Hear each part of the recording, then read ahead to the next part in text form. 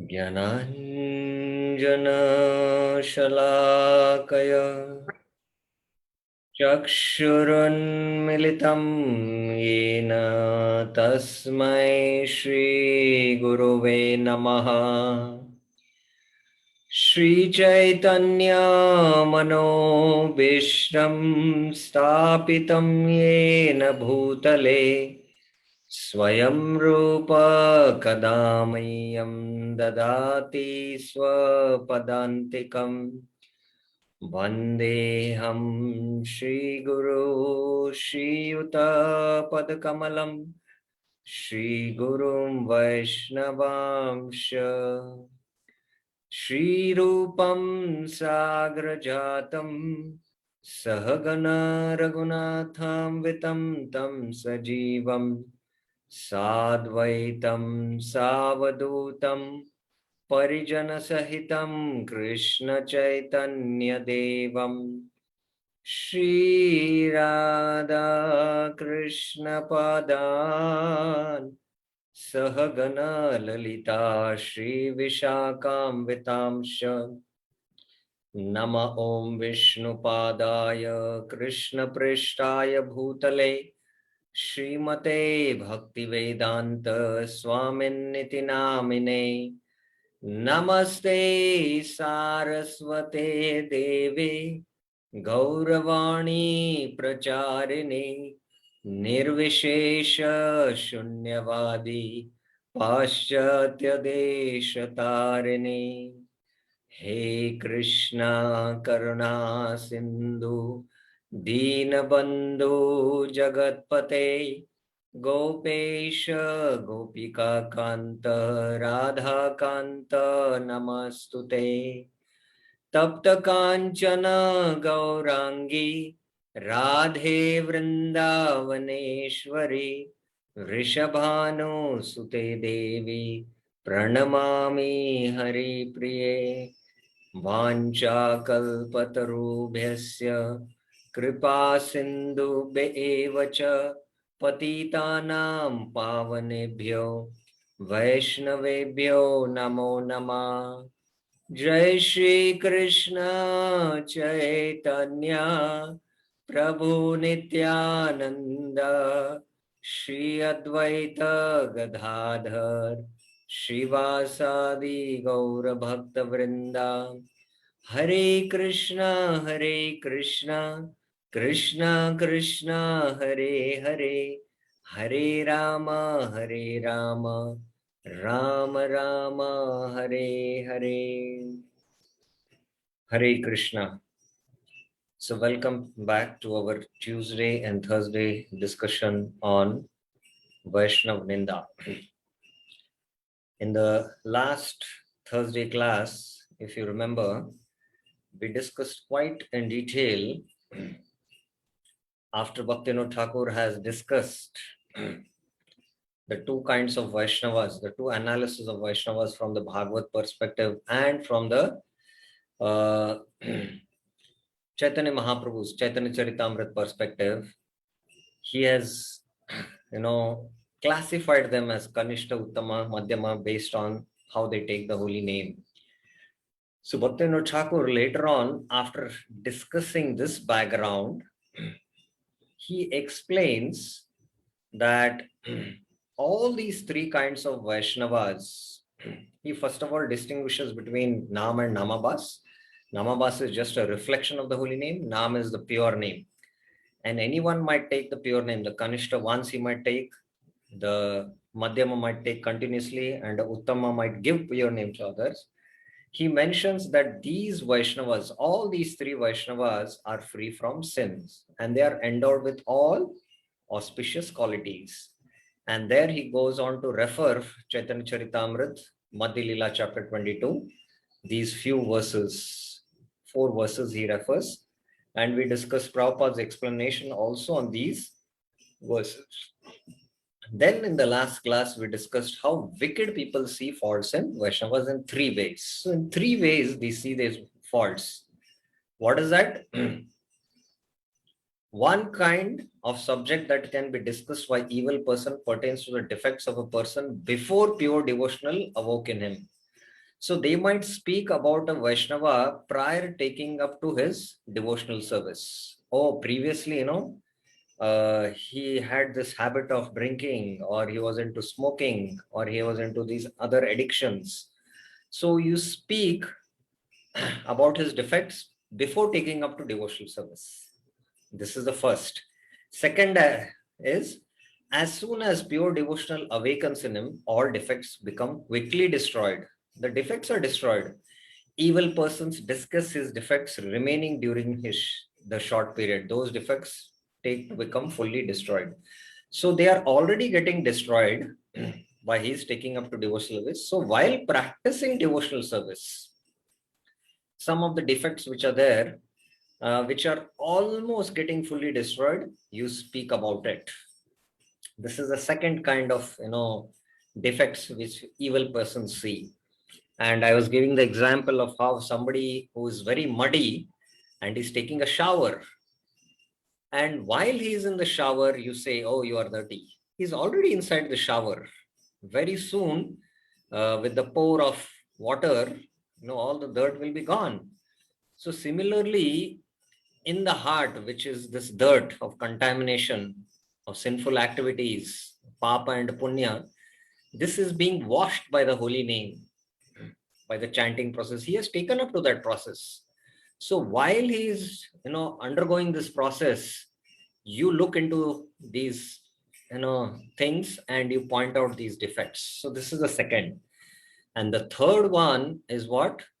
The third subject for discussion by evil person is this: though a spotlessly pure Vaishnava does not hanker for a defect, sometimes by providence, some forbidden activity by him takes place. This defect never stays permanently in that Vaishnava. Still, evil persons discuss about that defect and fall into the defect of criticizing the Vaishnava. So this is again very exalted devotees also. Here, Bhaktivinoda Thakur is speaking about not, of the previous, before coming to Krishna consciousness or while executing Krishna consciousness, one who is almost spotless in his character, very pure, very advanced devotee also. He might also, by providence, perform some forbidden activity, and we start discussing about it and we criticize. So this is the three things which are discussed by evil persons. And we saw this verse as a reference from the Ratnamalaya. Nama Tatma Ratnamala. Ataiva Nama Tatma Ratmalaya Erupa Karika Drishta Haya. There is a Karika. There is a kind of a verse composition done. Rag Bhaktir Udaya Dosha Kashavashishta Evacha Dhaivutpanascha Bhaktanam Naivalocha Kadachana Sad Uddesham Riteyastu Mrisha Pavadam Evacha Doshan Alochate Eva Sadhu Nindakodama. One should never discuss a defect in pure devotees before the awakening of pure devotional service in them. So here you can see there is square bracket. Square bracket means specifically it is referring to pure devotees. And now I would like to hear from the audience here in this verse, where it is there, and specifically in the square brackets, pure devotees, whom all it refers to. I've given a hint only in my question, whom all it refers to. You can type in the chat box, whom all it refers to. Everyone can type in the chat box your answer. Whom all it can refer to. I hope everyone is clear with the question. Okay, there is one answer. I would like to hear all three. Okay. Okay. Yes, I would like to hear others also, what they have to say about it. I hope the others are there online. Okay, so it refers to all Vaishnavas who chant. It refers to all the Vaishnavas, Kanishta, Uttama, Madhyama, all three. Yeah, all, as Bhaktivinoda Thakur had analyzed, all Vaishnavas, especially Kanishta, Madhyama, Uttama. Kanishta who chants once the pure name. So before the awakening of pure devotional service in them. So pure devotional awakening is what they get the Shraddha. In the association of pure devotees, they get the pure faith. Yes, this is a very nice answer. Anyone who has chanted once pure name, yes, he is a Kanishta Vaishnava also. Yes, yes, correct. So anyone who has taken up to pure devotional service, coming in association with the pure devotees, and he is doing sadhu sang and started bhajan kriya, pure devotional service has awakened in him. Very soon that, Shraddha in the association of sadhu sang with bhajan kriya will ultimately fructify into bhava. So there's no doubt about it. So just pure devotional service has awakened in him. We should never discuss the defect. A defect that is diminished until destruction. So that is, till anarth nivritti has crossed, sometimes the defects might be there. So they will be destroyed with the practice of bhajan. And a defect that has come out by providence. This is daiva, daiv utpannasya. So we cannot understand. There's one question, I'll just explain this and then take up. We cannot understand by providence how Krishna might also put his pure devotees into trouble. And we might, with our mental speculation and with our limited mundane perception, see these things from a completely different angle. So to explain this, one of the alvars, there are the 12 alvars famous in the Sri Sampradaya. I don't recollect the name of the alvar. He was very exalted and he was just doing some simple menial service of, making garlands for Ranganath. And once it was raining and suddenly some ladies were just, under a shade of a tree waiting for the rain to stop. They were standing and they were observing this alvar so much absorbed. And one of the ladies was, Devakanya. She was a beautiful prostitute. The other ladies provoked her. See, you're so beautiful, but you cannot attract this person. He's so absorbed in, his seva that, they challenged her. See by your beauty whether you can attract him. So she took it as a challenge. And once again, when it was heavily raining, this, lady was completely drenched in the outside rain, and this alvar saw, and he just out of help, he called her to his hut and told her to just wait till the rain subsides. But she was, she made a, drama that she's completely wet and, she's shivering with cold, and suddenly she entered the room and had the association of this alvar. And this alvar was so innocent and pure that he did not realize, because he had never, he had never come in association of a woman. But this lady had association with this alvar, and immediately having this association, she left and went back. And this alvar was now mad. He went running after this lady prostitute, and this lady went to her home and latched the door. And day and night he was knocking the door to just open once. Meet me. Why are you doing this? Why are you so cruel? Day and night he was knocking the door, but she was never opening the door. And he was now in a very devastating condition, now lying on the road there. Such a great alvar from the Sri Sampradaya.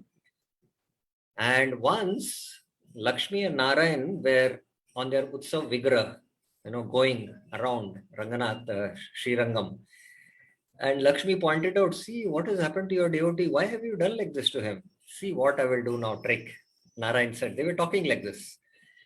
So later on, one day morning, somebody knocked this, lady's house, and she opened, and it was a Brahmana who had got a huge plate of gold with all types of jewelry, gold, ornaments, everything. And he said, this Alvar has sent it to you as a gift. So she nicely accepted, called him, invited him, gave him some food, and sent him. Now, this day, when the Alvar knocked the door, this lady very nicely opened, told him to come and sit. Suddenly, this Alvar was shocked. Last few days and months, she was not at all ready to open, and now she is behaving like this. He could not understand. Suddenly, there the Pujari found out in the Ranganath temple that all the lords, deity paraphernalia, which are all made of pure gold, are missing. And somehow they suspected, because now this Alvar was under the grip of this prostitute, he must have stolen. So all the pujaris came to their house and they saw Alvar and this prostitute there. And this prostitute was asked, who gave you all this? So the prostitute said, this Alvar gave me. And then now the Alvar was in more trouble. He was put in more trouble now, and now the king imprisoned him in the jail. And now he was put in more misery in one sense. So it is mentioned that Sri Ranganath came to the king's dream and told the whole pastime what he had done. And the king realized the greatness of this Alvar and he released him. And the king told this Alvar that by your mercy I had darshan of the Lord. And this Alvar was now repeating, first of all, the Lord put me in this kind of a problem. And now instead of giving me darshan, you had darshan. You are so fortunate. So the Alvar was put in more separation from the Lord by this pastime. So we might not realize by Daiv Utpanna, especially by providence, sometimes we might see a pure devotee put through some great troubles, and we might, with our mundane intelligence, come to some conclusions. That is why we should always consult Shastra. So here the third is very, very important. He who discusses these defects without a good purpose to do so is a false accusation about pure devotees, is the most fallen blasphemer of the saints. So he becomes patita, he becomes fallen, one who criticizes all these three categories. So this is where we had discussed in the last time. So there is a saying, Rishi Mukh and Nadi Mukh. Rishi Mukh or Nadi Mukh means the mouth from where the river originates, like the Gomukh it is said. Gomukh is Ganga. If you go near Gomukh, that's a small place, and you see a small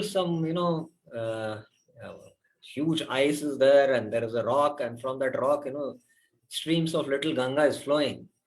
You will not be able to appreciate the glory of Ganga which flows at Prayag, such a huge river Ganga with very heavy currents, so wide and expansive.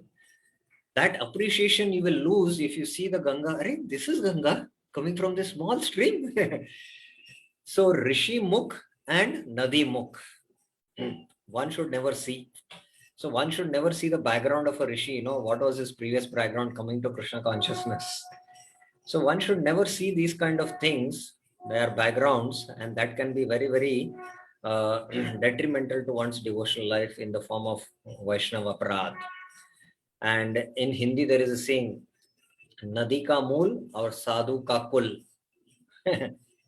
Nadi's mool means root, and sadhu's kul, sadhu from which background is coming, one should never see. So this is how Bhaktivinoda Thakur is quoting this from the Nama Ratna Mala. I have included two more quotations which Bhaktivinoda Thakur himself has not given, but they are very pertinent here, and they are like additional evidences from the Shastra, which I would like to quote here. This is a very famous verse from the Nectar of Instruction.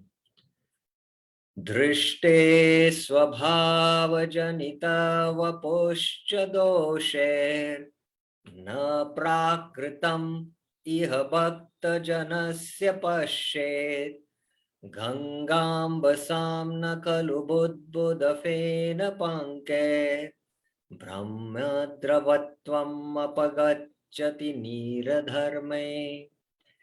Being situated in his original Krishna conscious position, a pure devotee does not identify with the body. Such a devotee should not be seen from a materialistic point of view. Indeed, one should overlook a devotees having a body born of low family, a body with a bad complexion, a body deformed, or a diseased or infirm body. Drishte swabhava janita vapushcha dosher. Dosh means to see defects. And here first, this is a very elaborate translation Prabhupada is giving. He's not exactly mentioning the Sanskrit to English, but giving a very detailed explanation, systematic application, explanation. First of all, he is here referring to definitely a Uttamadhikari. There is no doubt about it. But it applies to again all three. And especially for a pure devotee, one should not see these defects. What are these defects? Body born from a low family. Like Haridas Thakur was born in a Yavana family, but he's a Namacharya. So we should not recognize like that, he's from a Yavana family, he's an American Vaishnava, he's a Russian Vaishnava, he's an Australian Vaishnava. Vaishnavas are Vaishnavas. Vaishnavas are transcendental. They are from the spiritual world. That is how we should have understanding. So deformed body, diseased body, infirm body, all these, vapushcha dosha, these are. According to ordinary vision, such imperfections may seem prominent in the body of a pure devotee, but despite such seeming defects, the body of a pure devotee cannot be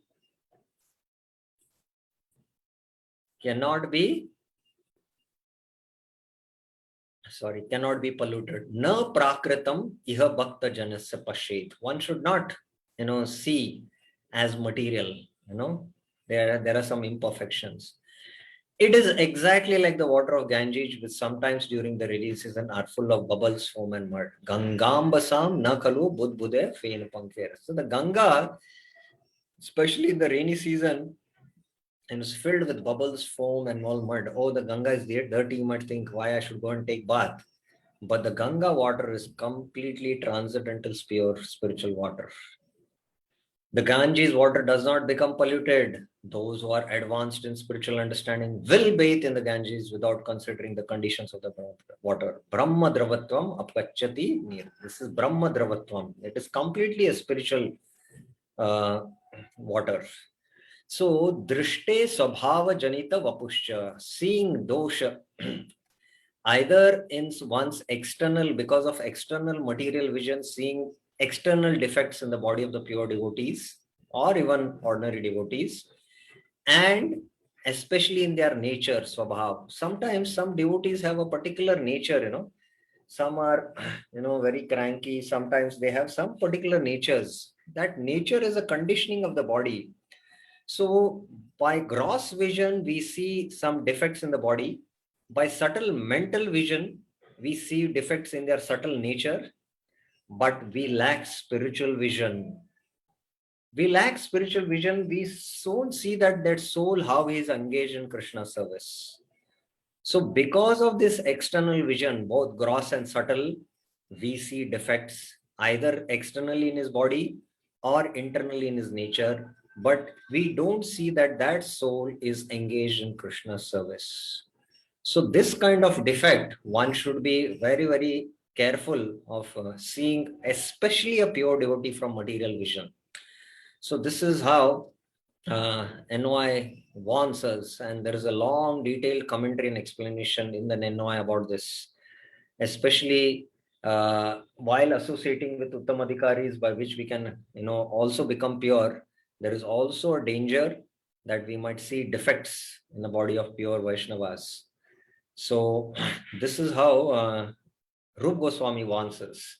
Oh, the sannyasi also, answers to nature calls, does all these activities. I am also doing it. Be and here, it's very similar, So we might, he also falls sick, I also fall sick. So that's why Bhakti Siddhanta Saraswati Thakur is to say, especially a advanced Mahabhagavat, when he's sick, actually it is his Leela, he says. So that is why we should be very, very careful about it. I will take one more verse and then take the question. There is another beautiful verse in the Vishnu Sahasranam about how are Lord Krishna's eyes. So Lord Krishna in the Vishnu Sahasranam is known by thousands of names, and one is Om Nimeshaya Nama, Om Animeshaya Nama. So Nimeshaya Nama and Animeshaya Nama. So this translation is again from a sadharan, it is called as vritti. Vritti means explanation of meanings, just from an ordinary material perspective. But Vidvad Ruddhi means, Vidvad means how the knowledgeable persons who are Shastrik, how they translate, that is different. So here it is translated as Om Nimeshaya Nama means one who is closed, the Lord who has closed his eyes in contemplation. So the Lord closes eyes in contemplation. That's what is the meaning. And the Lord remains unwinking, ever knowing. That means the Lord doesn't close his eyes. He's knowing everything. He keeps his eyes open. So this is a very generic sense of this meaning given in ordinary translations. But that is why we should always see how the acharyas translate. So Srila Baldev Vidyabhushan has given a beautiful translation in his verse composition. Baldev Vidyabhushan has written a explanation on the Vishnu Sahasranam in his book. He has given a commentary. So this is the entire verse, and this verse is coming. I'll read the full verse. Gurur Guru Tamo Dhama Satya Satya Parakrama Nimesho Nimesha Shragvi Vachaspatir Udharadhi. Lord Krishna empowers the initiating and instructing spiritual masters to benefit the residents of the material world. Guru. So Guru, who is a Guru? Krishna directly empowers him. That's why Guru is called as Swayam Prakash. Guru is self-manifesting. He is himself the best of the spiritual masters who taught Brahma and other great devotees. Guru Tama, who is the topmost Guru? Krishna, Jagat Guru. He is the shelter and resting place of everything. That is what is Dham. Dham means he is the resting place of everything. He is the benefactor of Vishwamitra and other saintly devotees, and he is always truthful, Satya. His extraordinary prowess is supremely auspicious. Satya Parakrama, prowess, the kind of prowess he shows, they are all, supremely auspicious. Now we come to Nimesh. He blinks, not recognizing the merit of sinful actions, Nimesha. And he never blinks in his continual recognition of the auspicious actions of devotional service, Animesh. He wears a Vaijanti garland, Shragvi, and he is the protector of Saraswati, Vachaspati. He is generous, Udharadi. So this is how beautifully Baldev Vidyabhushan has brought out the meaning of Nimesh. Closes eyes to our mistakes. So whenever devotees make mistakes, Krishna closes his eyes. And Animesh means what? Keeps eyes closed, open to our service. Whenever we are doing service, Krishna is very, very, very observant and seen. So this is how Krishna's eyes are. And the material conditioned souls, especially devotees, in the beginning stages, especially in the Kanishta and, to certain degree Madhyam, but Kanishta especially, when we make mistakes, we widely open our eyes and see. And when devotees are doing service, we don't see that because we lack spiritual vision. So this is how Lord Krishna's eyes are. So two references I spoke. One is from NOI and one is from the Vishnu Sahasra Nam, just to substantiate this verse from the Tattva, Nama Tattva Ratnamala. So now we will take up one question which is there. Yes, Krishna Prabhuji. Hare Krishna Prabhuji, Dandavat Pranam. Yes. Prabhuji, this question is very specific to our association in ISKCON movement. When we deal with other devotees, question is related to while we take up some services as a community, devotee community, and there is a question of management, we see that everyone has a certain skill set. There are certain problems in the way one speaks or expresses oneself. Sometimes some people can do certain things, they can't do certain things, and they actually do or actually does not do despite of having skills but there is always a pressure to get the things done. As Srila Prabhupada also used to say, do the needful. But we see that we fail sometimes. Some devotees also fail. And in a collaborative, cooperative, preaching movement, we start seeing the defects of other devotees. And I have personally seen, quarrels amongst devotees, and who seem to be speaking very high on standards, but they fail to really, cooperate, and it becomes a really tough situation. And in that situation, management becomes disturbed, and whole community sometimes becomes disturbed. So how to deal with this? Whether one can commit for certain sevas, or one should be very careful to take up certain seva? Yeah, this is a very vast topic, and I don't think so in this forum we can address such a vast issue. But just few general principles I will just touch upon as part of the answer. It's a subject in itself. One is especially leaders who are very broad-minded, who are Brahmanical in their vision, should have the team in the management who are not only, he should be able to recognize their skills, which can be dovetailed in Krishna consciousness and effectively used to further the preaching movement. So this is how, the Brahmana leaders, the Vaishnavas, or those who are Brahmanical, who have this vision, should select in the team who are part of the management. So this is the most important aspect one should know, because if you cannot recognize their nature and engage them according to their nature, then you will not be able to get the outputs.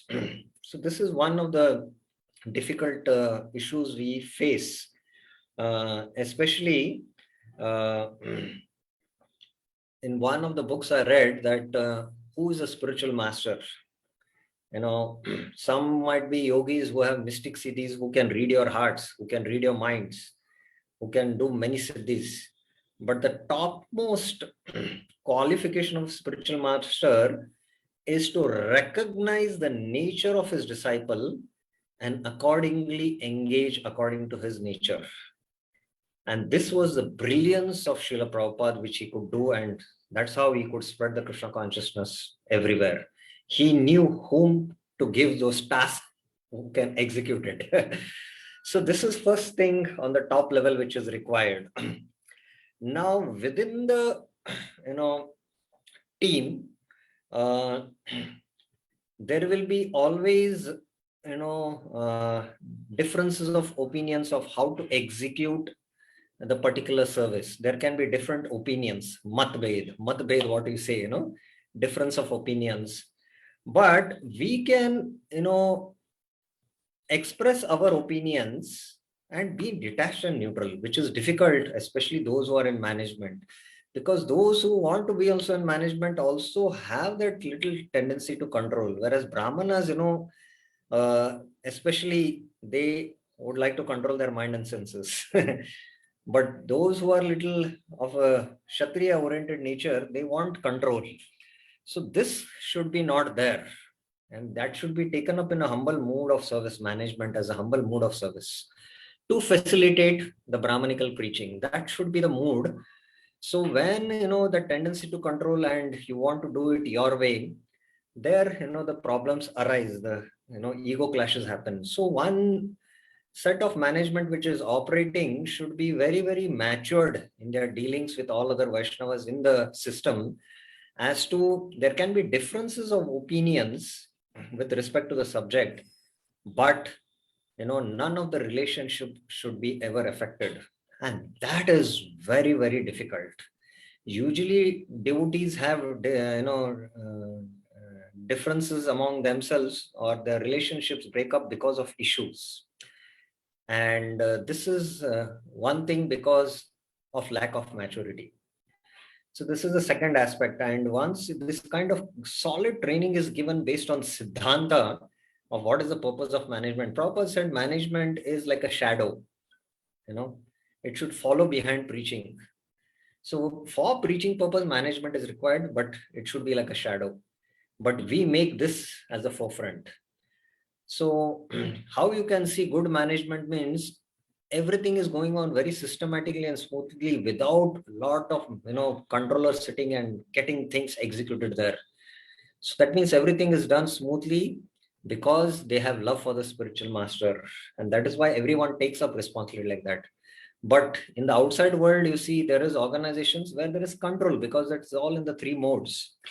So this is how we should also see that we can have this kind of systems, which Prabhupada is very clear in his conversations, letters, and if you read in his books, this is how it should be.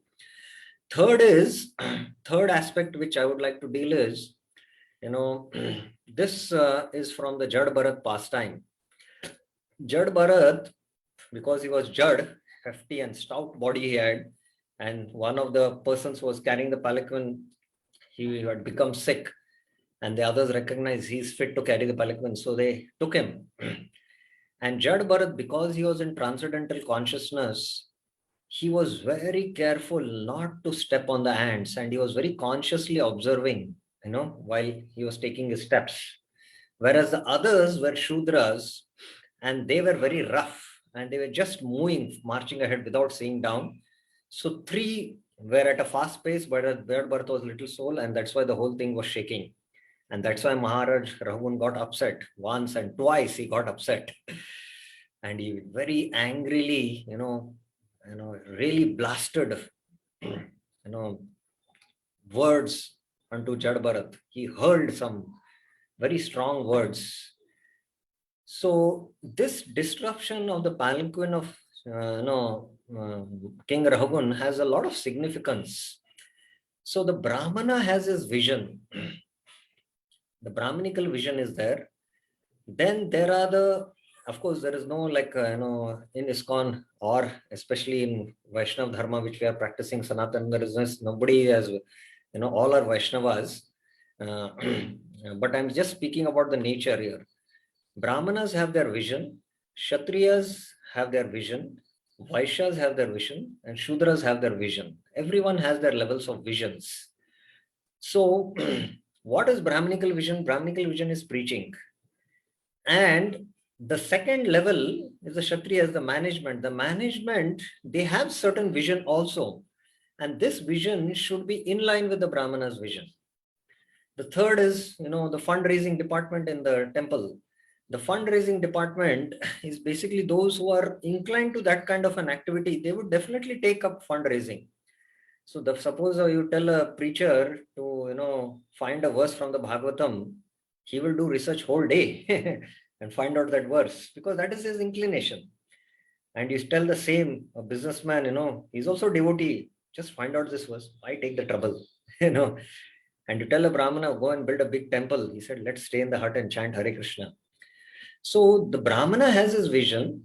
The Kshatriyas also will have that vision. The Vaishyas also will have their vision. And the Shudras also will have their vision. Now, all these visions should be in line with the Brahmana's vision.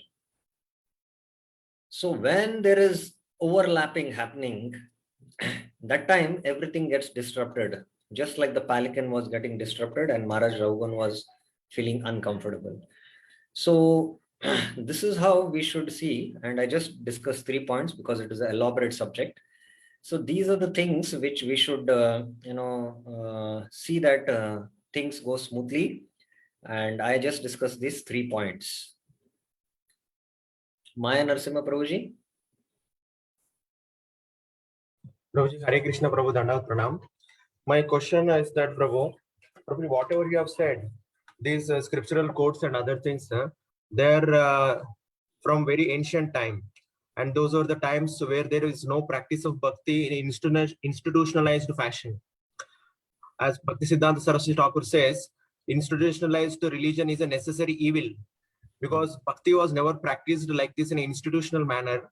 And because we are all together by force to get the association to do the services, so it becomes very, very difficult to not to see the faults, especially those faults which will affect other devotees' devotional service and also the reputation of the organization. So earlier times, everybody was practicing individually in isolated manner. So that time it was easy because there was no much scope to interact and find fault, because that was nothing to do with each other's devotional service. See, one thing is, you'll have to understand that devotional service of bhakti, although it is now propagated through the institution, whether it is Gaudiya Math or ISKCON, but bhakti is completely transcendental, and it is beyond the jurisdiction of the institutional or anything else. Bhakti is completely transcendental. This is one thing which very important for us to understand. I'll tell you one pastime just to make this point, so that we can appreciate, because we have a very narrow vision about things, and that's why we need to grow.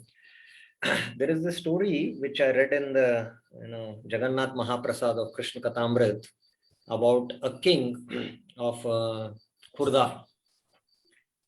This king fought against the Muslim rulers because he wanted to protect Jagannath Puri, but ultimately he was defeated. And the Muslim king put a rule, put a condition that if you don't marry my daughter, then I will attack Jagannath Puri and destroy Jagannath Puri. So in order for the benefit of all the Pandas living in Jagannath Puri and Jagannath service should go on, the king agreed. I don't remember the king's name. The king agreed to get married to this Muslim daughter. So he was married, and later on, he was back in his kingship. And from Khurda, he came to Jagannath Puri to take darshan.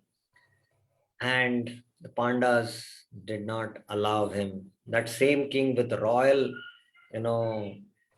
escort, who was taken to Jagannath temple by the Pandas himself, were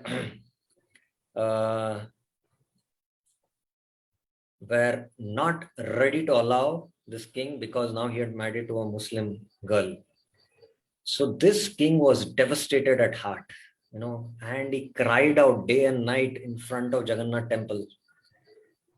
And Jagannath, out of mercy and compassion, he used to come out of the Jagannath Mandir and directly give darshan to this king in the night. And the king was in ecstasy. So one evening, Pujari Panda saw that, I see that the flowers, what I offer, they are all lying on the road. And then he found out that actually Jagannath was going out to give darshan to this king. So that was the bhakti and the purity of that king, that Jagannath himself was coming out to give darshan. And in spite of this incident being known to the Pandas, still, they followed the rule not to allow the king to come inside the temple. This is first thing to be understood. Secondly, Krishna, Krishna could have, Krishna is a controller of everything. He's Jagannath. He's a controller of all the universes. Bhoktaram, Yagya Tapasam, Sarvaloka Maheshwaram. He would have directed the Pandas.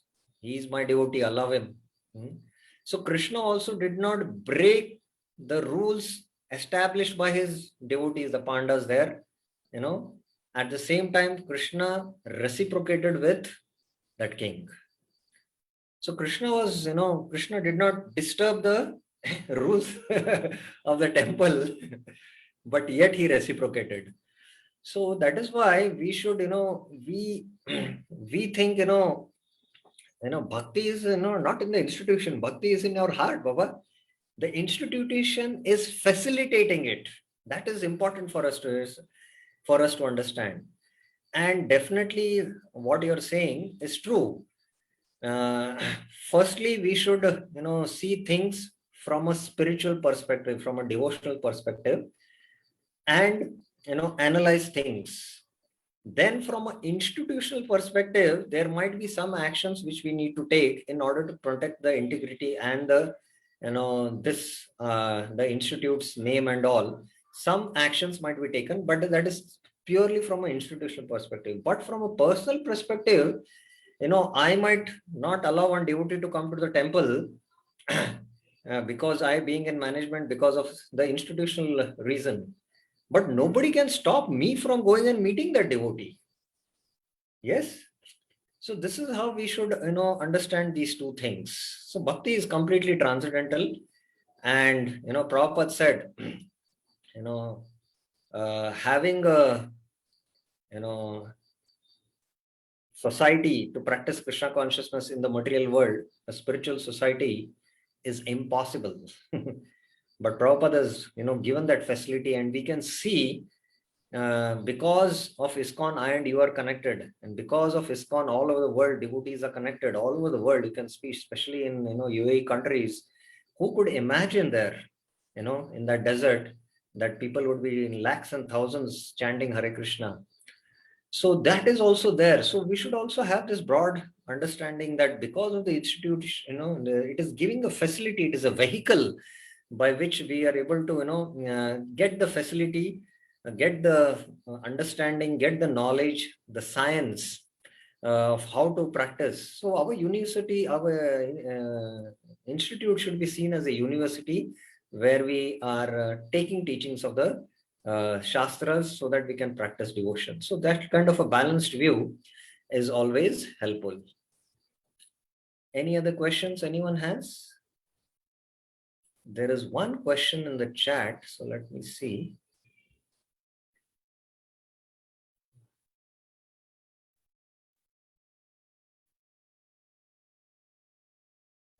One side, we should not see the defects of devotees. The other side, the devotees in leadership should be seen the defects and correct and improve the devotees. How both can be balanced?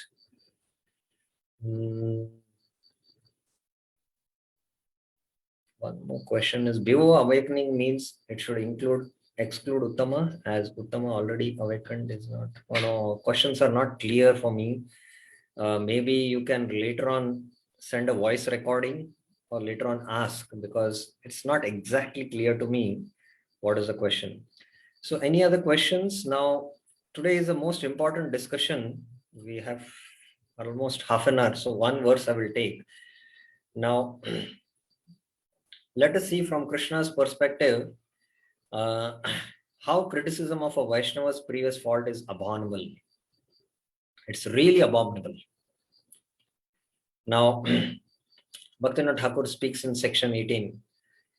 He patake varga Vaishnava bhakti udayara purva ye samasta josha chila taha sad uddesha vyatita kakhane alochana karibena. O readers, he pataka varga, do not ever discuss the defects that were in Vaishnavas prior to awakening of pure devotional service in him without a good purpose to do this. Vaishnava bhakti udayar purva ye samasta dosha chila thaka sad uddesh vyatita kakane alochana karibe na. Don't speak about defects of a Vaishnava prior to coming out to his devotional service. You know that devotee is now a sannyasi. Before he was addicted to smoking. If you speak like this, it is a severe offense. Purva dosher kaya vishta doshalai Vaishnav ke ninda karibena ehe tu Shri Krishna Bhagavad Gita yachen. Please do not criticize the Vaishnava by considering his defects that are being dimnished towards destruction. That is, while he's practicing devotional service. This is the second category now. Purva is, before taking up to devotional service, criticizing his previous activities. Now, while he's practicing, don't see his defects, because they are getting diminished towards destruction. Defects that were of his past before he took to devotional service, because Sri Krishna has said in the Bhagavad Gita. Why?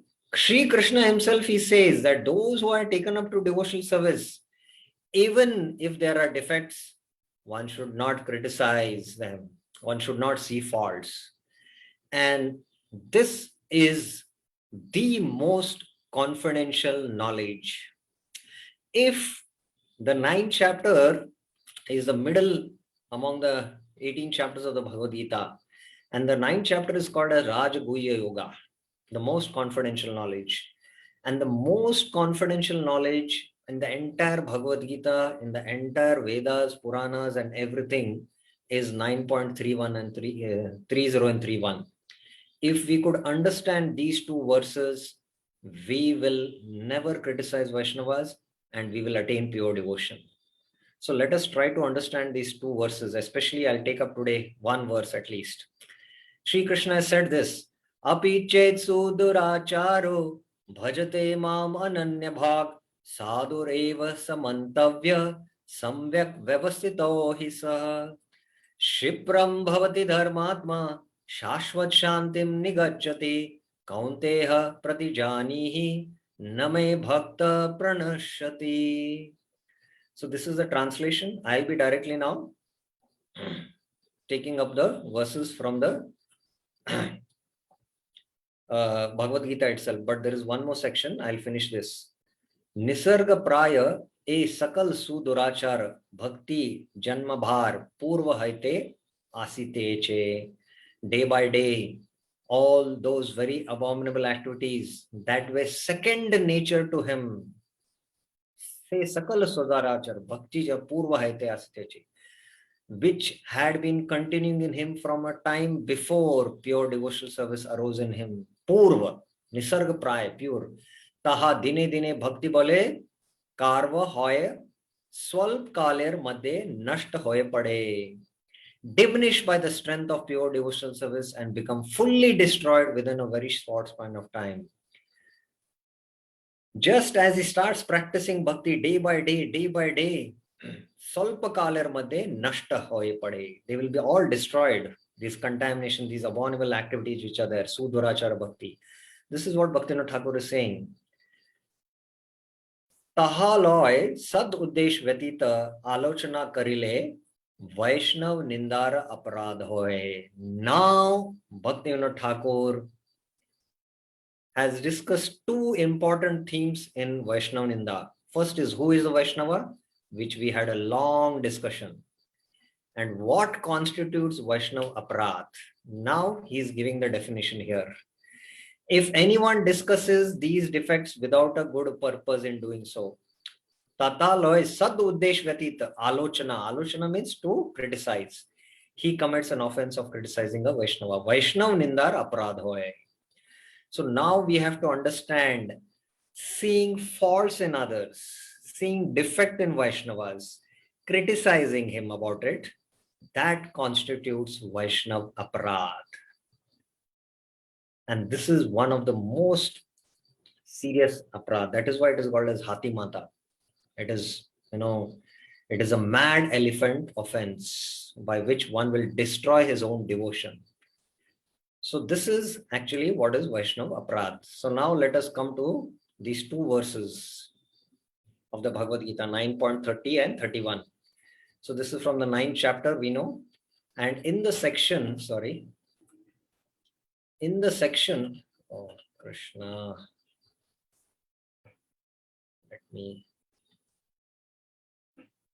in the section, glories of devotional service, that is text 26 to 34, Krishna speaks the glory of bhakti. In the 9th chapter, the 9th and 10th chapter are, the middle 6 chapters is Bhakti Yoga, 6 chapters. So within the middle 6 chapters, 9 and 10 are again middle. They are in the middle of these middle 6 chapters. So the 9th and 10th chapter are still more confidential and more, essence of the Gita. So 9th chapter speaks about the glory of bhakti. The 10th chapter speaks the glory of Bhagavan. So the last section is glories of devotional service, text 26 to 34. We are going to discuss text 9.30. Api ched sudurachara bhajate mam ananya bhag sadhu eva samantavya samvyak vyavasito hi saha. Even if, api ched, here very, each and every word has to be meditated, contemplated and understood. Api chet means even if. That is a rare instance. It's not like a regular activity. The most sinful person, suduracharo, worships me, bhajate mam. This is Vishwanath Chakravarti's explanation of the translation. with no other desire than to please me, Ananya Bhak, I consider that person to be my devotee. Sadhur eva samantavya, as he has fixed himself completely in me. Samvyak vyavasthito hi saha. So let us hear now Vishwanath Chakra Thakur's explanation on this verse. Now Vishwanath Chakra Thakur actually goes into the heart of Krishna. What exactly Krishna in his heart is thinking. And Vishwanath Chakra Thakur is giving the bhavanas or the emotions of Krishna and Arjuna in the form of a conversation. So Vishwanath Chakra Thakur commentary is very liberal and brings out, it outpours the love what Krishna has for his devotee. So Krishna is speaking here. My attachment to my devotee is my nature. What is Krishna's nature? He is attached to his devotees. That attachment does not decrease even if the devotee commits wrong. So even when a devotee commits wrong, Krishna's attachment, Krishna's love from his side to his devotee is never ending. No matter what the devotee does, his love is never ending. It is unfailing in all circumstances, at all times. So this is how eternal love is. So my attachment does not decrease even if the devotee commits wrong. Now you see how in the material world things are. For I make him come up to the highest standard. So Krishna, makes him come up to the highest standard. So that Alvar, Krishna only put him in trouble so that Alvar can feel more separation from the Lord. And ultimately the Lord took him back. So we might see, how this Alvar was attracted to a prostitute, and we might, see faults in him and commit aparad. That is why we should see always from the Shastra Chakshu. If someone with bad conduct, addicted to violence, thievery, or adultery is sudurachar, worships me and worships no one except me, and does not follow any other process like karma or gyan, and has no other desire than my desire, Ananya Bhak, he is my devotee sadhu. So somebody who has taken up to, Shuddha Bhakti, and he might, because of his conditioning, commit something wrong, but still sticks to the process. He doesn't take to karma marg, gyan marg, and follows, sadhana bhakti as given instructions by the spiritual master. He is actually Ananya Bhak. This is the meaning of Ananya Bhak. And Krishna is saying he is a sadhu.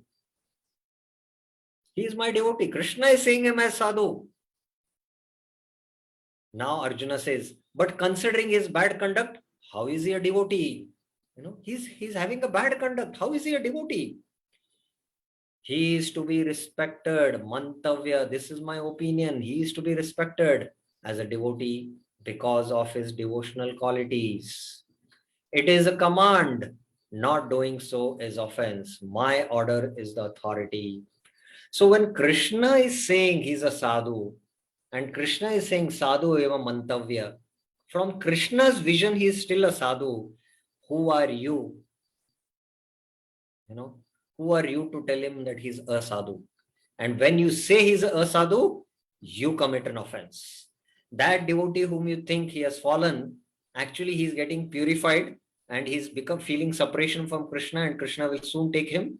But you who see him as an sadhu, you commit aparad and you fall down. So see how things are from Krishna's vision. So beautifully Vishwanath Chakra Thakur has brought out. So kindly hold on, no questions till we finish Vishwanath Chakra Thakur's discussion and Baldev Vidyabhushan's discussion. Then we'll come to Prabhupada's discussion. So he should be considered a devotee in that portion where he worships you, and as a non-devotee in that portion where he commits adultery. So here Arjuna is making a discrimination. Whenever he worships you, he's a devotee, but when he is committing adultery, he is not a devotee. Krishna says, no, he should be considered as a devotee in all parts. Sadhur eva. You should not see his bad qualities at all. You should not at all see his bad qualities. He is completely convinced. Samyak vyavasthitas. Vyavasthita means fixed. Samyak means completely, perfectly fixed. What? He makes a splendid resolution. I will go to hell for my sinful actions, which are hard to give up, but I will not give up dedicated worship of Krishna. So Krishna knows actually what is happening in his heart. He has succumbed to his, bad impressions which are troubling him, and accidentally he might have committed these activities. And this is because of his deep-rooted conditions or samskars from millions of births. And Krishna can understand that. But we don't see this, large spectrum perspective. We only see that small activity and we start criticizing him. So how he is thinking, this devotee who has committed abominable activity, how he is thinking? I will go to hell for my sinful actions, but I will not give up worship of Lord. So that is why he is Samyak Vyavasthita. My quality of being controlled by pure bhakti is my very nature and cannot be given up. Krishna cannot give up. He is controlled by bhakti. The Lord intensifies his previous statement by saying in a present verse that he is attracted to the devotee with despicable activities.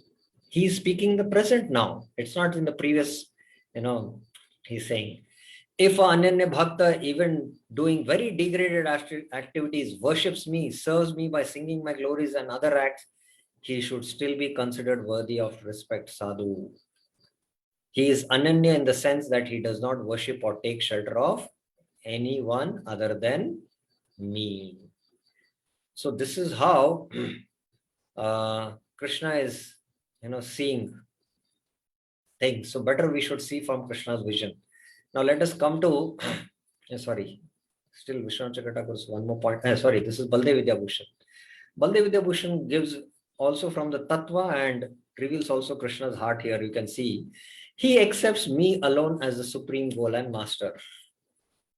The word eva, sadhu eva, means that he is worthy of worship in any case. This also, in all, whether when he's committing adultery, he's not a sadhu, he's still a sadhu, as Vishwanath Chakravarti wrote. Therefore, one should accept this fact, mantavya. It is the injunction of the Lord himself. Not to do is an offense. So the Lord is saying that we should see him as a sadhu. Who are we to tell that he's a sadhu? And when we see him as a sadhu, we commit an offense. The Lord then supports his order by giving the reason why that devotee is worthy of respect in any case. He has the best type of conviction in the form of being fixed only in me. So this also Samyak Vyavasthita, Vishwanath Chakravarti also had brought up this. He doesn't take up to the path of jnana, karma, yoga or anything. He's exclusively worshipping me. And now Vishwanath Chakravarti, Baldev Vidyabhushan quotes this verse from the Narsimha Paran. Bhagavati cha haro ananya cheta bhrisho malinopi virajate manushya nahi shasha kulascha chahavi kadachit timira parabhavatam upeti chandra. The person who has exclusive devotion, ananya cheta, to the Supreme Lord Hari, Bhagavati cha haro, may have serious contaminations. Brisha malinopi. Malin means contaminations. But he is still glorious. Virajate manushya. Virajate means he's resplendent. He's glorious. And the analogies, the moon, though having spots on it, nahi shashankulasya chavi kadachit, is never defeated by darkness. Timira para bhavatam upeti chandra. Timira means darkness. So in the dark night, it is the moon which illuminates the entire earth. We all know that. So the moonlight illuminates even darkness, and moonlight cannot be covered by darkness. So the devotees compared to like that. Although now these on the moon, you can see those spots. We all see that spots, So instead of appreciating the moon, the brilliance of the moon and how the moon is giving us, radiance and bliss in the heart, we start finding the defects. So even the moon has these defects. And if we point out the defects and without, seeing how glorious is the moon, then we commit a offense. So this is the analogy which is very, very practical, which Prabhupada also quotes in his purport. Now, Prabhupada's purport, let us take this, and then we'll take up question answers. Now, Prabhupada gives a very, very practical explanation of this purport, and Prabhupada actually follows Srila Bhaktivinoda Thakur. Srila Bhaktivinoda Thakur wrote a commentary on the Bhagavad Gita following Vishwanath Chakra Thakur, called as the Rasika Ranjan.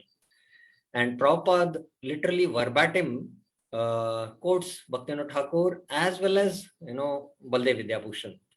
So let us see how Bhaktivinoda Prabhupada translates this.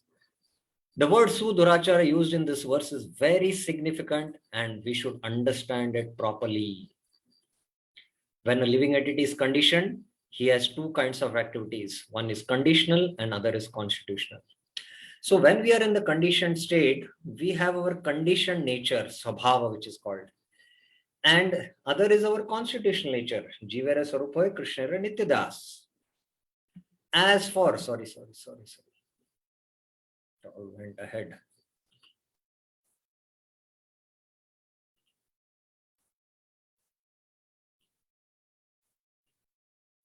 There is some problem with the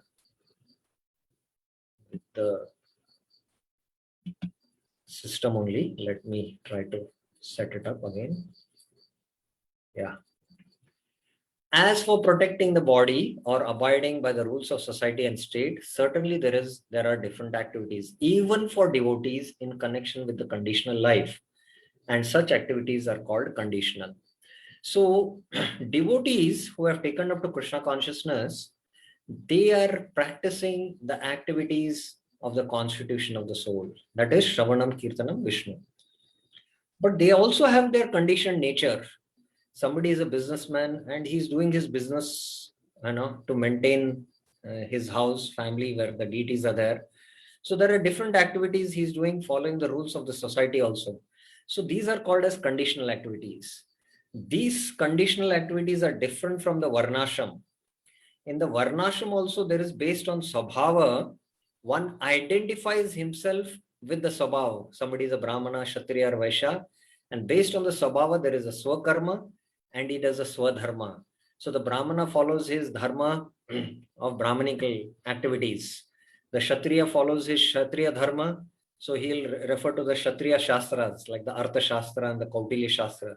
The Vaishyas also have their Shastras. So they are doing also, Dharma based on their nature, conditioned nature. But the real nature of the soul is pure devotion. So here, when we in ISKCON, we take up directly to pure devotion, hearing and chanting. That is the constitutional activity of the soul. But there is also the conditioned nature. The conditioned nature, we dovetail in Krishna consciousness. Whereas in Varnashram, the conditioned nature is taken as Dharma.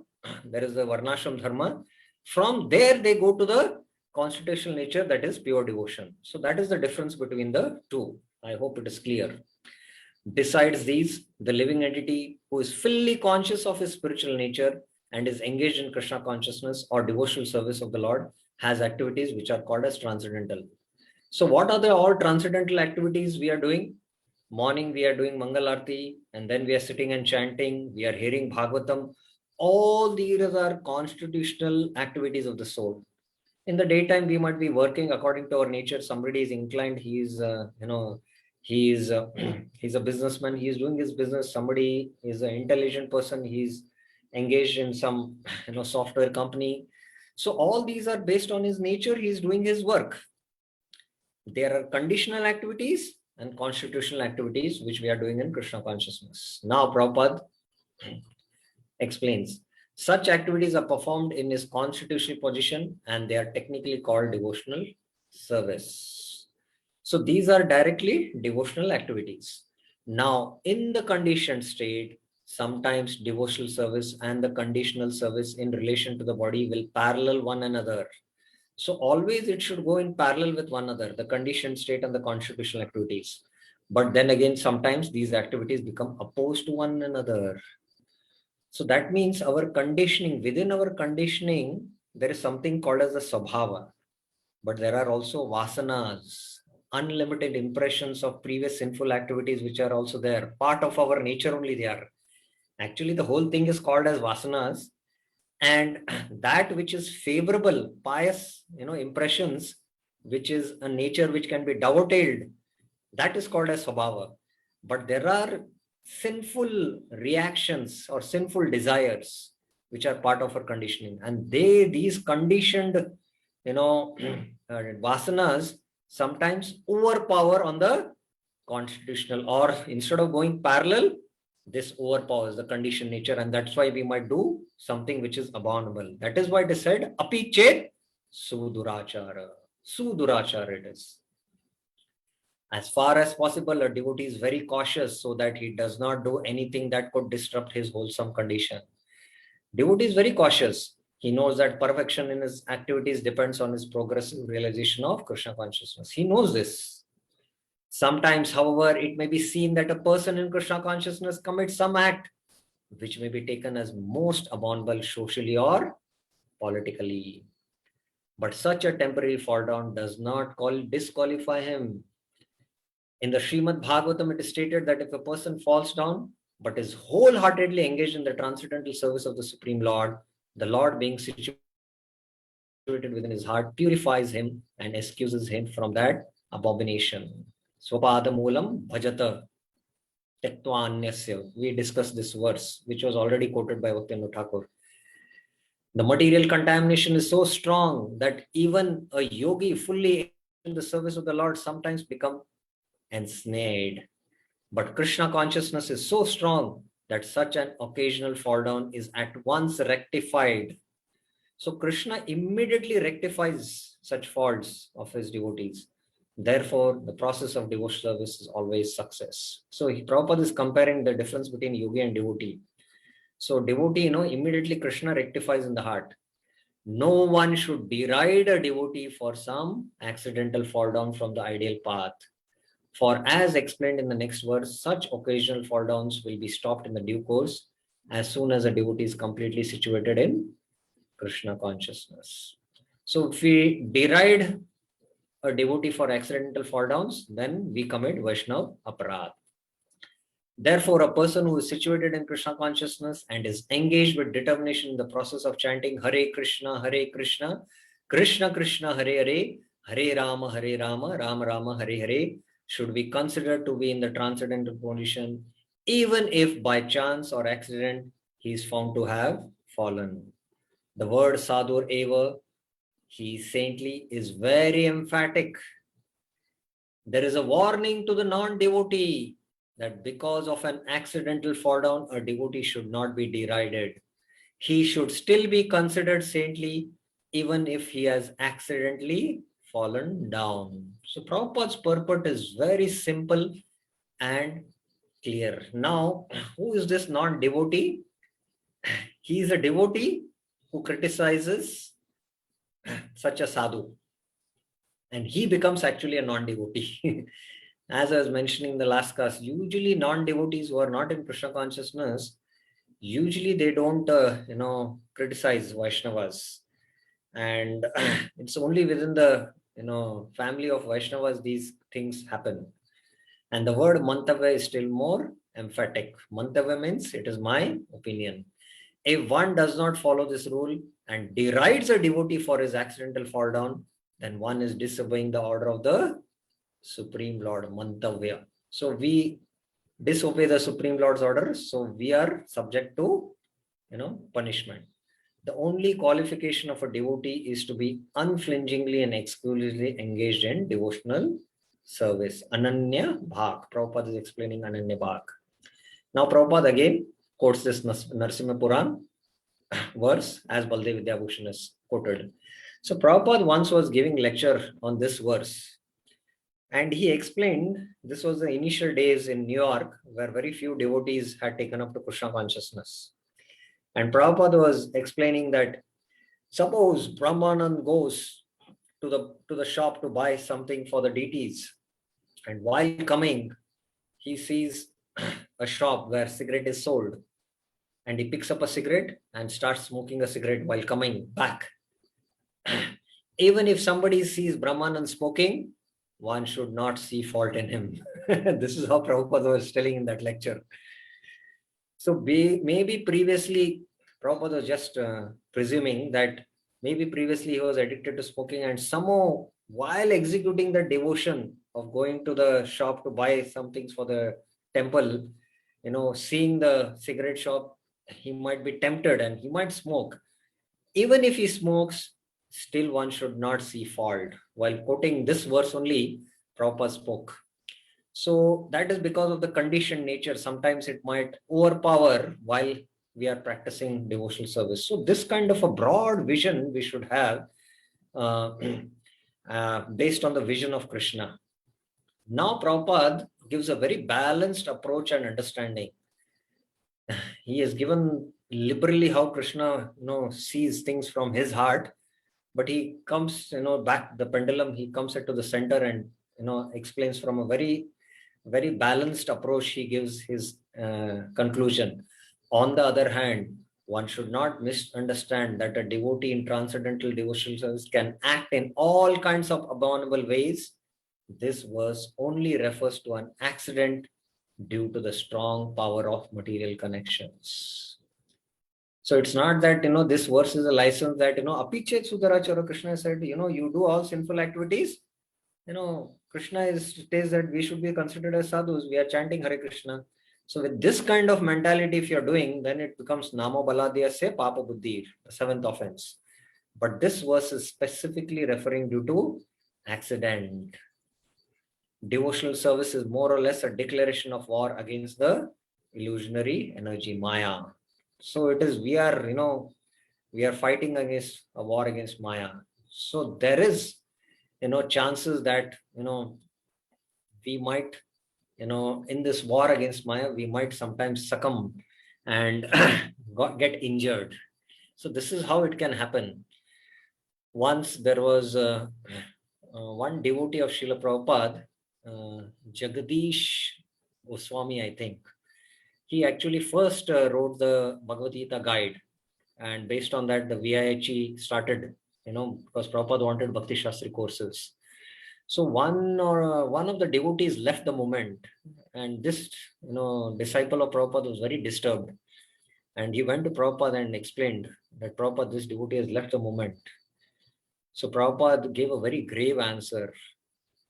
When there is war, you can always expect casualties. There will be injuries. So devotional service is more or less declaration of a war against Maya. As long as one is not strong enough to fight the illusionary energy, there may be accidental fall downs. But when one is strong enough, he is no longer subjected to such fall downs as previously explained. So until anarth nivriti happens and one is strongly situated in nishta and further higher levels, in the sadhana stage, there will be, we will succumb to the senses and mind, and we might not be up to the standards, or we might commit, some abominable activity because of our deep-rooted conditionings.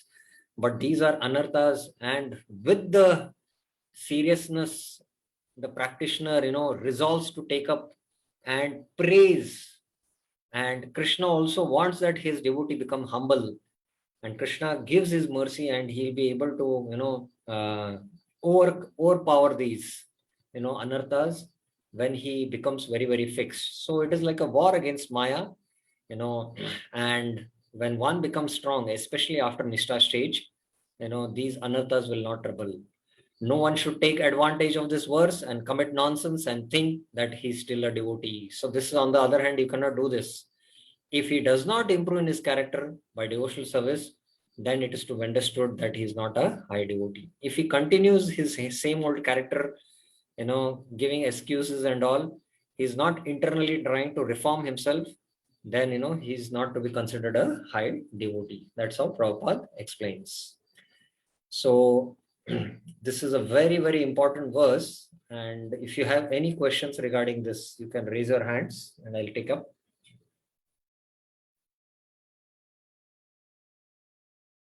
Any questions? Okay.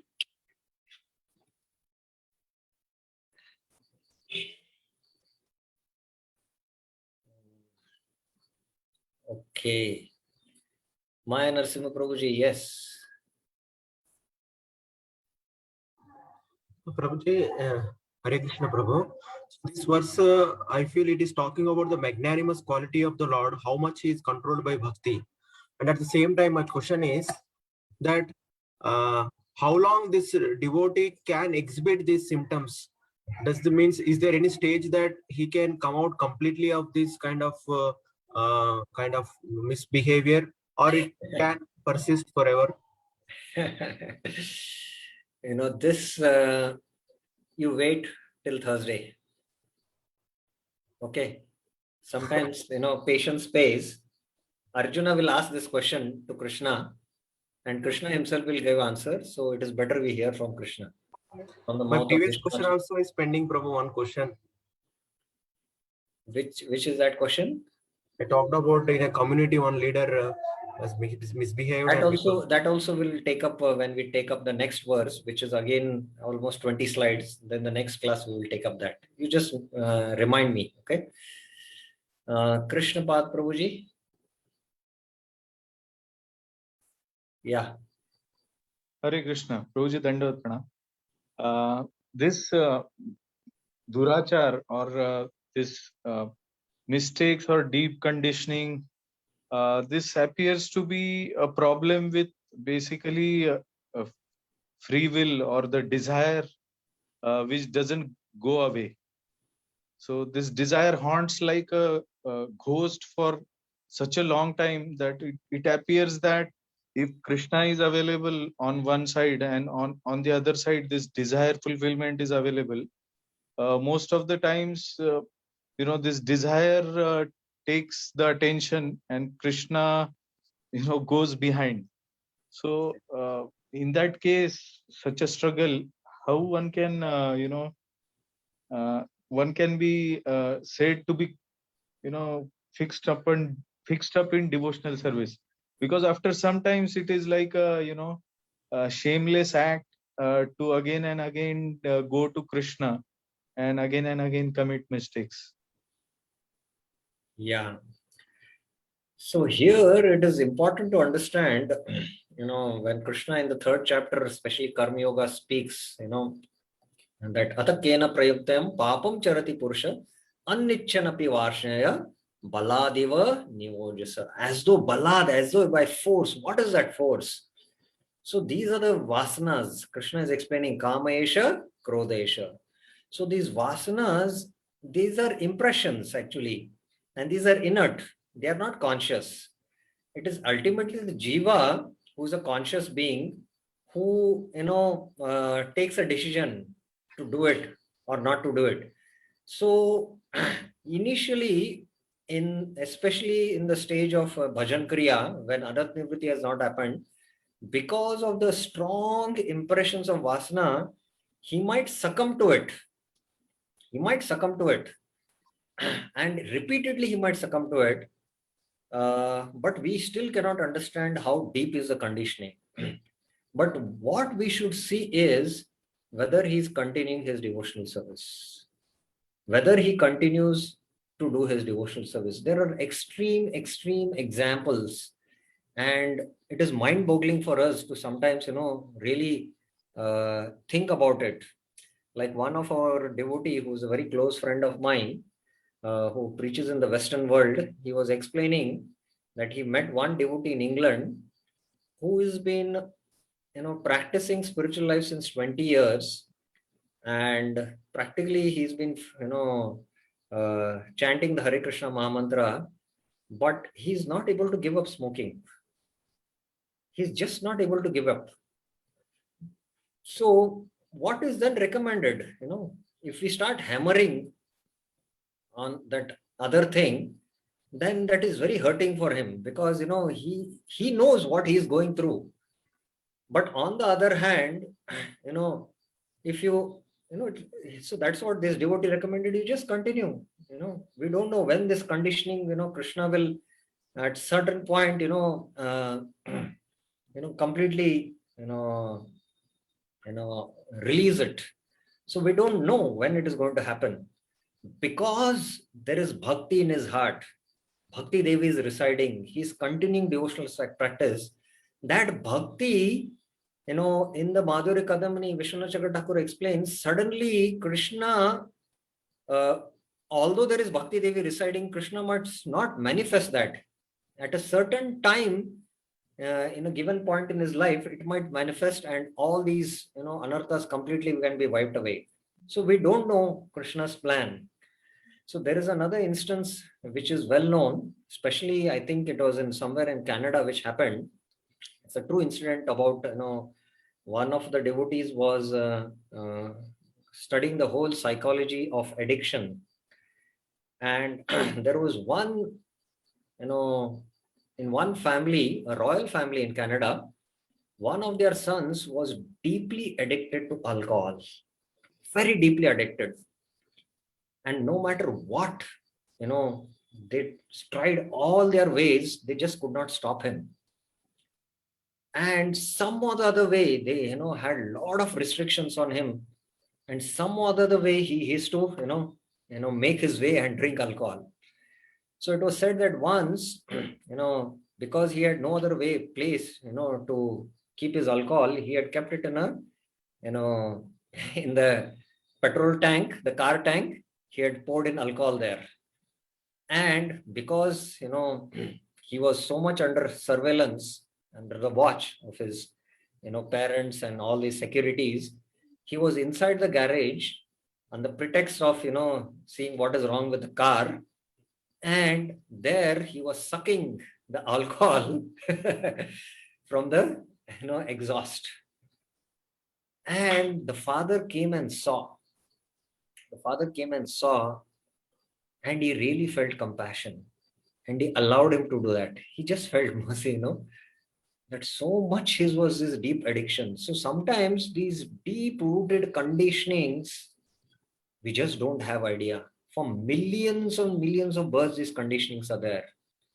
But now, because we have taken to bhakti, this one lifetime we are seeing, this one lifetime, from the viewpoint of eternity, from the time we have come in this universe, this one lifetime is just nothing.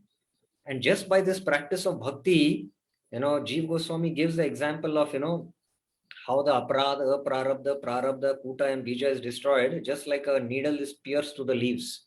So we see it as one pierce. The needle is pierced from many leaves, when doing garlands, many leaves are kept together and we pierce it and the needle comes out. But if you observe very clearly, the needle is piercing through one leaf, another leaf, another leaf. So similarly, the aparats are getting destroyed with the practice of bhakti. We might not be able to clearly see it, but definitely they are getting destroyed. There's no doubt. So it is said, Ajamil, although he was performing all sinful activities, abominable activities, but since he had kept his son's name as Narayan, he was still pure. Now, how do we believe it? Because the Shastras say, Vishwanath Chakravarti Thakur in his commentary says, he was still pure, but how, if he was still pure, he was committing sinful acts, still he was into robbery, theft, all these activities he was doing. That was just, just some remnants which was remaining. He still remained pure, but that purity manifested at a particular time when he called out Narayan at the time of death. So he was also, before that also, pure. He was, all his sins were destroyed. In fact, all his prarabdha was all destroyed by taking that namabhas. So we, lack that spiritual vision. And that is why we have to see from the Acharya's angle, how the Acharyas see these things. And Acharyas are seeing from Krishna's angle. And we have to accept it, though it doesn't fit in our, tiny brains. So we have to accept it. And although I don't understand it, but I accept it and I follow, because I lack that spiritual vision. So that should be our mood and our, understanding. Is it okay, Akshay Pradmaru? Krishna Padmu? Yes, Prabhuji, yes. Glorious. Yes, Mataji, there's one question. Please tell me. Hare Krishna, Prabhuji. Prabhuji, I just wanted to ask, like, if a devotee is newly introduced to Krishna consciousness, and but many a times it so happen that that devotee sees something wrong, or because of some other senior devotee's nature, or something between two senior devotees, that newly joined devotee, he or she gets very bewildered after looking at such a thing happening in ISKCON or in a process of bhakti. So Correct. like that time, means what are the correct steps, because that senior devotee shouldn't be get offended, as well as we should protect that newly joined devotee who is interested in Krishna consciousness. Yes, yes. Very important question this is. Especially, in ISKCON, uh, we should not stay at the Kanishta Adhikari level. That is first and foremost thing to be done. By getting systematic education, we should come to the platform of Madhyama, by which we understand the Siddhanta properly, understand the conclusions of the Shastra from the right angle, and most important is, when the devotees, don't behave properly and don't set up examples, then it becomes a problem for the others who are Kanishta. The Kanishtas don't rise up, and seeing this, they become disturbed and they might be demotivated not to take up devotional service. So this can happen. So the first thing is, from our side, it is we are at fault, we should see, because we are not, practicing sadhana bhakti very meticulously and living up to the standards and coming to the level of the madhyama. So this we should do from our side.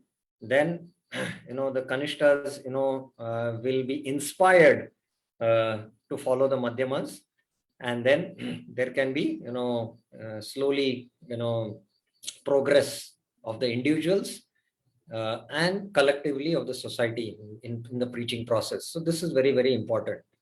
Secondly, also it is important that we understand this is a part of growing, part of learning, and devotees, even if they happen to see such incidents, there should be a proper system of counseling, where these 6 exchanges where they happen, dadati pratigranati guhyam makyati prachati bhungte bhojate chaiva shadvida priti lakshanam, where they should confidentially reveal, and the matter should be explained in a way so that he is inspired to take up devotional service. This is also very important for us to do, that these issues are addressed.